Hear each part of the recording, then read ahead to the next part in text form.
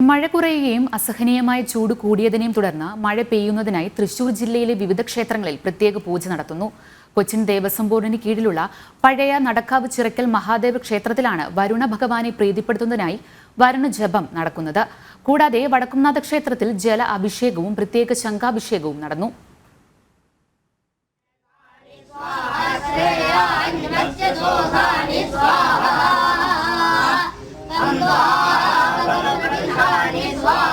പുലർച്ചെ ഭഗവാന് ജലധാരയോടെ ചടങ്ങുകൾ ആരംഭിച്ചു. കൊച്ചിൻ ദേവസ്വം ബോർഡിന് കീഴിലുള്ള ചിറക്കൽ മഹാദേവ ക്ഷേത്രത്തിൽ ഭക്തജന കൂട്ടായ്മയാണ് വരുണജപം സംഘടിപ്പിച്ചിട്ടുള്ളത്.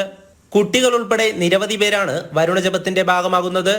ദേവന് 1000 കുടം ജലധാരയും കൂടാതെ വരുണബലിക്കലിൽ പ്രത്യേകം സജ്ജമാക്കിയ സ്ഥലത്ത് മന്ത്രപൂരിതമായ ജലത്തിൽ വേദജ്ഞർ പർജന്യ സൂക്തം ജപിച്ച് വരുണ ഭഗവാനെ പ്രീതിപ്പെടുത്തുന്നതുമാണ് ചടങ്ങ്. തന്ത്രി പുലിയന്നൂർ ശങ്കരനാരായണൻ നമ്പൂതിരിയുടെ കാർമ്മികത്വത്തിലാണ് പൂജകൾ നടക്കുന്നത്.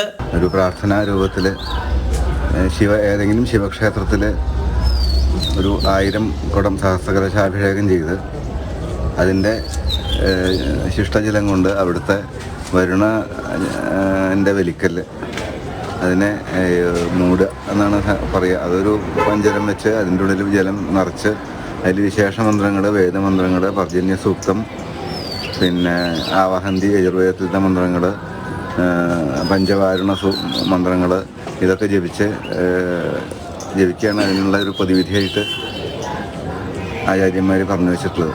അതാണ് ഇപ്പോൾ ഇവിടെ നടന്നുകൊണ്ടിരിക്കുന്നത്. 40 വർഷം മുൻപാണ് സമാന രീതിയിൽ പൂജ നടത്തിയത്. അന്ന് ജപം അവസാനിച്ചതോടെ മഴ പെയ്തിരുന്നു. വരുണദേവൻ പ്രീതിപ്പെടുന്നതോടെ ഇപ്രാവശ്യവും മഴ പെയ്യുമെന്ന വിശ്വാസത്തിലാണ് സംഘാടകർ. ഈ ശിവനെ പ്രീതിപ്പെടുത്തിയാൽ വരുണനെയും പ്രീതിപ്പെടുത്തി കഴിഞ്ഞാൽ എന്തായാലും മഴ പെയ്യുമെന്നാണ് നമ്മുടെ വിശ്വാസം. ഇപ്പോൾ കാലത്ത് 1000 കുടം അഭിഷേകം കൊണ്ട് ശിവനെ തണുപ്പിച്ച് കഴിഞ്ഞു. ഈ വരുണനെ പ്രീതിപ്പെടുത്താൻ അവിടെ വരുണൻ്റെ പരിക്കല്ലുണ്ട്. അതിൽ ജലം നിറച്ച് ഇവിടുത്തെ വേദ വിദ്യാർത്ഥികൾ മനസ്സിരുത്തി വരുണന് പ്രാർത്ഥിക്കുന്നുണ്ട്. അത് കഴിയുന്നതോടുകൂടി തന്നെ ഇന്ന് വൈകിട്ട് തന്നെ നമ്മൾ മഴ പെയ്യുമെന്നാണ് വിശ്വാസം. പുലർച്ചെ വടക്കുംനാഥ ക്ഷേത്രത്തിൽ ഋഷഭന് 108 കുടം ജലാഭിഷേകവും വടക്കുംനാഥന് പ്രത്യേക ശംഖാഭിഷേകവും നടന്നു.